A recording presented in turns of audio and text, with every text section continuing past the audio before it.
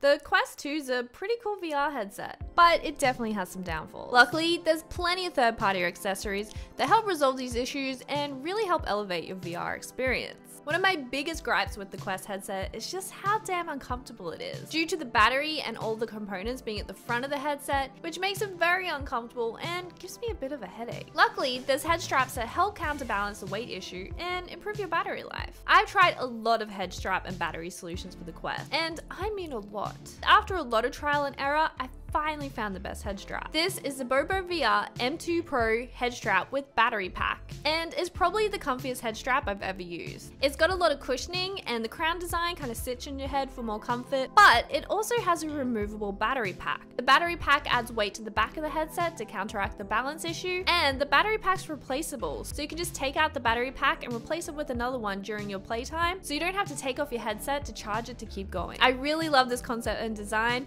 especially being a streamer and a YouTuber. I need to have long play sessions, so it's such a lifesaver. When it comes to the controller, I generally don't mind the design for general play, but when it comes to Beat Saber, the Quest controller just doesn't cut it. The controller is slippery and it's hard to keep a loose grip, and a lot of people use different grip types to coincide this and to improve their grip and accuracy in game, but as much as I try, I just find these grip options really uncomfortable. I think I have tiny hands and it just doesn't work for me. And that's why I'm in love with the Kiwi knuckle grips for the Quest. Not only do I love them because they come in pink and purple, but they also mimic the design of the Valve Index controller. The silicone design helps create more grip, while the strap allows you to have a more relaxed grip on the controller, which I find really valuable for kind of like using your wrist more in Beat Saber. The design also adds extra length for comfort, and the design also allows for easy battery access. I think this is a really cool design and the quality is really good as well, but don't worry, there's plenty of other colors apart from pink and purple. If you're anything like me, I am terrible at remembering to charge my Quest headset. Over time, I've learned that having a dedicated spot where I leave and charge my headset helps me remember to charge it, but you also want it to look good. I absolutely love my Aura VR stand. This is what I use behind me, you can probably see. And the great thing about these, they look great. They've got different color changing RGBs in them, which is awesome. The design's very like futuristic, but it also has a USB port on the side where you can easily plug in your Quest headset. And now that I use this, I never forget to charge my Quest headset because it's so easy to use and it just looks good. And whenever I walk into my office at night, I feel like I'm walking into a futuristic cyberpunk bedroom or something. It's really cool. One of my biggest wishes for the Quest headset is that it had built-in earphones. My Valve Index is my everyday headset, and I really enjoy the headphones in that. It creates less echo, and having the headphones just creates for a better immersive experience. But I really hate having to wear like headphones over a VR headset. It just makes it more cumbersome and uncomfortable. But for now, I use the Corsair Virtuoso wireless headset. I like it because it's white, so it matches the Quest, and it has the option of a 3.5mm cable, so I just use a small one that plugs into my Quest, and the audio is pretty decent in these. But what I love about this one is that I can also plug in the wireless USB adapter to my PC, so when I'm streaming or creating content, I can use the wireless mic in this headset and also hear alerts from my stream. So it kind of 2-in-1 works for just audio for the Quest, but if you're a content creator, I find that a really good solution. You don't have to use this headset, but any headset with a 3.5mm option is probably the way to go. But I like this one, it's what I'm currently using, and it does the job. Before we get into the rest of the video, I want to chat really quickly about today's sponsor, Skillshare. Skillshare is an online community of thousands of classes on a bunch of very different topics. I love learning new skills and working on my own personal growth and development, especially when it comes to YouTube. You guys may have seen I've really upped the production quality of my videos lately and changed up the editing style, and that's because I've been using Skillshare to really level up my knowledge about YouTube. There's a bunch of classes about YouTube, but one class that really helped me is Marquez Brownlee's YouTube Success class.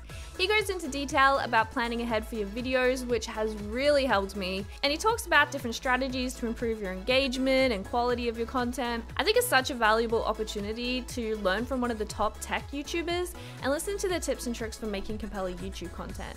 Because they've been doing this stuff for years, they know what they're doing. Skillshare is ad-free, so you don't get distracted while learning, and this new premium class is launched every week, so there's always something new to discover. I'm loving exploring all the different classes that are available on Skillshare, and you can too. The first 1,000 people to use the link in the description get a 1-month free trial of Skillshare. And I'd love to know in the comments what skills you're looking to level up in 2022. Alright, let's get back to the video. Now, my next accessory is kind of a two-parter, and that's the link cable. The link cable has a few uses, and one of them is the ability to be able to plug it into a PC. If you can plug your Quest into a PC, it opens up a whole new world of VR games. Now, you don't have to have a powerful PC, but if you can get access to a computer and download and install SideQuest, then SideQuest opens up a whole new options for your Quest. SideQuest allows you to modify your Quest to allow unauthorized apps, and it's a really cool library of small VR games that are free to play or only a few dollars to play on your Quest. One of my favorites is Seeker, which is a fan-made Harry Potter Quidditch game, and it's completely free. So if you have a link cable and access to a PC, you can download and install that game on your Quest. And if you have Beat Saber and you're wanting to install Beat Saber mods to play custom songs on your Quest, then you'll definitely need a link cable to hook it up to your PC to do that. But you don't necessarily have to buy a cable especially. You may have one lying around, like a phone charger that does the trick, but having a long dedicated cable can be really handy, especially if you're running out of battery when you're having a playtime and you can keep it charged. So the other part of having a link cable, or at least a decent Wi-Fi connection, is that you can play PC VR games on your Quest. You do need a VR capable PC to be able to do this, but I think if you have the opportunity to play PC VR games, then you definitely should. Because the Quest hardware is limited due to its size, and the graphic capabilities are not as good because of that. And what you can experience in PC VR is a whole new level of VR immersions in terms of graphics quality and just high resolution gameplay, and it really takes your VR experience to the next level. Playing on Quest is like playing The Witcher on the Nintendo Switch.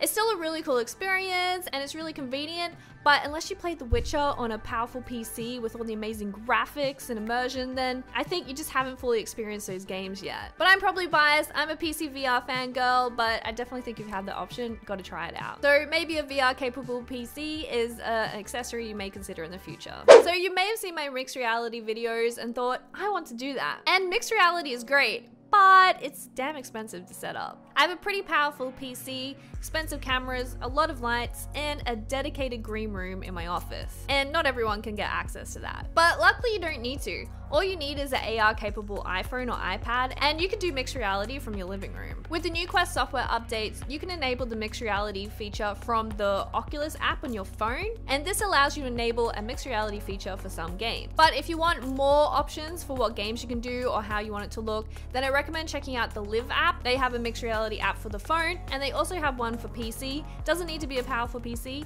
but it allows you to set up mixed reality for PC or phone as well, and they have more support for more games. So mixed reality is easier than ever, and I think it's definitely a cool experience and worth trying. Now for my last accessory, I have a bit of a high-end option, and that is the Haptic Suit. So if you're not familiar with what a haptic suit is, it's essentially a vest which has built-in vibrating motors that vibrate to coincide with the game you're playing to create a more immersive experience. But these vests aren't cheap, but they're definitely very cool. Being able to feel shots in VR, or feel rain falling on your body, or being able to feel the vibrations of music in the game, it's definitely a cool experience. But the support for the standalone Quest is a little bit limited, but there's still quite a lot available. I definitely love my Haptic Suit, but I would recommend if you are looking to invest in one of these, that maybe you do have a PC VR setup to get the most out of it, or do a bit of research to make sure that the games that you want to play with the Haptic Suit are supported. And now there is one more accessory I want to mention because I do get questions about it, and this little pink thing here is the